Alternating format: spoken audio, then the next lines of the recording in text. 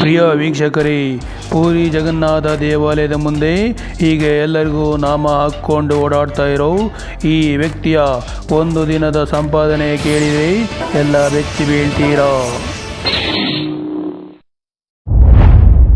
ಅದೆಷ್ಟೋ ಮಂದಿ ನ್ಯಾಯವಾಗಿ ಬೆವರು ಸುರಿಸಿ ಸಂಪಾದನೆ ಮಾಡಬೇಕು ಅಂತ ಬಂಡವಾಳ ಹಾಕಿ ಸಣ್ಣ ಪುಟ್ಟ ಅಂಗಡಿಗಳನ್ನು ಹಾಕಿ ಬಿಸಿಲು ಮಳೆ ಅನ್ನೋದನ್ನು ಲೆಕ್ಕಿಸದೆ ದಿನಪೂರ್ತಿ ರಸ್ತೆ ಬದಿಯಲ್ಲಿ ಕೂತು ಗ್ರಾಹಕರಿಗೆ ಮಕ್ಕಳಿಗೆ ಬೇಕಾಗಿರುವ ವಸ್ತುಗಳನ್ನು ಮತ್ತು ಆಟಿಕೆಗಳನ್ನು ಮಾರಿ ಅಷ್ಟೋ ಇಷ್ಟೋ ಸಂಪಾದನೆ ಮಾಡುತ್ತಾರೆ.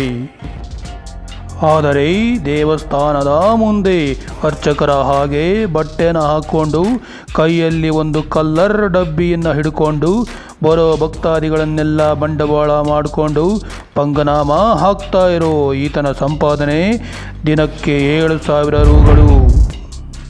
ಹೌದು, ಈತನೇ ಹೇಳೋ ಹಾಗೆ 1,000 ಲೋಗೋಂಕ ನಾಮ್ ಲೂಂಗಾ ಅಂದರೆ 1,000 ಜನರಿಗೆ ನಾಮ ಹಚ್ತಾರಂತೆ ಕಣ್ರಿ. ಸಂಜೆ 5ರಿಂದ 6 ಗಂಟೆ ಜಗನ್ನಾಥ ದೇವಾಲಯದ ಗೋಪುರದ ಮೇಲೆ ಇರೋ ಧ್ವಜನ ಬದಲಾಯಿಸ್ತಾರೆ. ಆ ಸಮಯದಲ್ಲಿ ಸುಮಾರು 1 ಲಕ್ಷ ಭಕ್ತಾದಿಗಳು ಅಲ್ಲಿ ಸೇರ್ತಾರೆ ಕಣ್ರಿ. ಅದನ್ನೇ ಬಂಡವಾಳ ಮಾಡಿಕೊಂಡು ಎಲ್ಲರಿಗೂ ಇದು ದೇವರ ನಾಮ ಹಾಕ್ಕೊಳ್ಳಿ ಅಂತ ಕಲರ್ ನಾಮನ ಹಚ್ಚಿ ಕೇವಲ ಒಂದೇ 1 ಗಂಟೆಯಲ್ಲಿ 2ರಿಂದ 3,000 ರೂಗಳ ಕಮಾಯಿ ಮಾಡ್ತಾರೆ ಕಣ್ರಿ.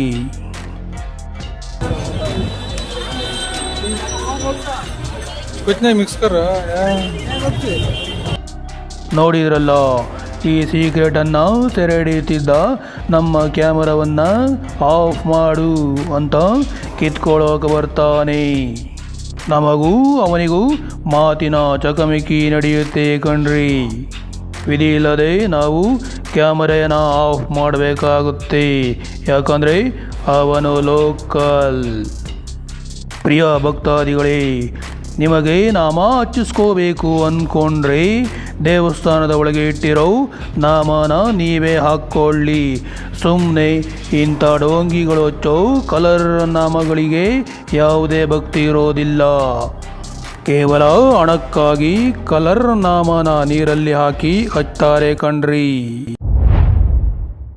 ಇವರೊಬ್ಬರೇ ನೋಡ್ರಿ, ತಗೊಳ್ಳೋ ಕಾಸಿಗೆ ನಿಜವಾದ ಗಂಧನ ಹಚ್ಚಿ ಭಕ್ತರಿಗೆಲ್ಲ ಒಳ್ಳೇದಾಗಲಿ ಅಂತಿದ್ದವರು. ಇವರಿಗೆ ಜಗನ್ನಾಥ ಒಳ್ಳೇದು ಮಾಡಲಿ.